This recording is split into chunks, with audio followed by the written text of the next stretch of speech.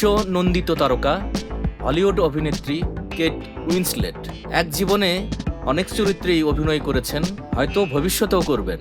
তবে খ্যাতি বা সুনামের দিক থেকে কখনোই হয়তো তিনি টাইটানিক সিনেমার রোজ চরিত্রকে ছাড়িয়ে যেতে পারবেন না। পৃথিবী জুড়ে এই চরিত্র দিয়ে তিনি সুপরিচিত।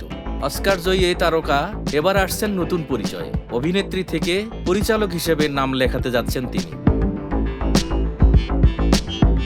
নেটফ্লিক্সের পারিবারিক ড্রামা গুড বাই জুন নির্মাণ করবেন কেট। জানা গেছে সিনেমাটি হবে কমেডি ও স্পর্শকাতর একটি বিষয়ের গল্প নিয়ে। পরিবার থেকে বিচ্ছিন্ন হয়ে যাওয়া ভাই বোনদের সম্পর্কের কথা বলবে। পরিচালনার পাশাপাশি এতে কেট অভিনয় করবেন এবং প্রযোজনাও করবেন।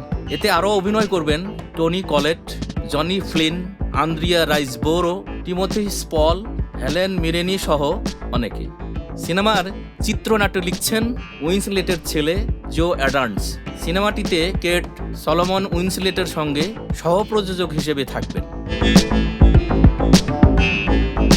সলোমন এর আগে কেট উইন্সলেটের লি সিনেমার প্রযোজক ছিলেন। বর্তমানে ইংল্যান্ডে সিনেমাটির শুটিংয়ের জন্য সেট তৈরি করা হয়েছে। দ্রুতই শুরু হবে দৃশ্য ধারণ। সম্প্রতি হাউ টু ফেইল পডকাস্টে এক সাক্ষাৎকারে উইন্সলেট পরিচালক হিসেবে তার যাত্রা নিয়ে কথা বলেন।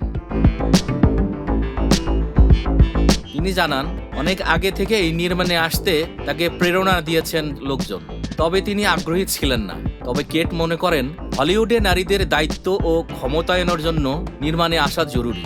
সেই সঙ্গে নারী তারকারা নির্মাণে এলে অন্য নারীরাও এখানে কাজ করার অনুপ্রেরণা পাবেন। কেট উইন্সলেট বলেন, আমি এখন খুব বেশি অনুভব করছি নারীদের এই পেশায় আসা উচিত। আমরা যেন অন্যদের অনুপ্রাণিত করতে পারি। কেট উইন্সলেটকে বাংলাদেশের অধিকাংশ মানুষ চিনেছিলেন টাইটানিক সিনেমার রোজ চরিত্রের মাধ্যমে। এক সাক্ষাৎকারে কেট বলেন, টাইটানিক সবখানেই। 2 বছর আগে আমি ভারতে গিয়েছিলাম। হিমাচল প্রদেশের এক পাহাড়ে আমি একাই গিয়েছিলাম একটি ব্যাকপ্যাক নিয়ে। এক প্রবীণ লোক আমার পেছনে পেছনে আসছিলেন হাতে লাঠি নিয়ে, এক চোখ বন্ধ, বয়স 85 হবে। তিনি আমার দিকে তাকান এবং বলেন, তুমি টাইটানিক? উত্তরে আমি বলি, জি। তিনি নিজের বুকে হাত রেখে বলেন, ধন্যবাদ। আমার চোখে পানি এসে পড়ে।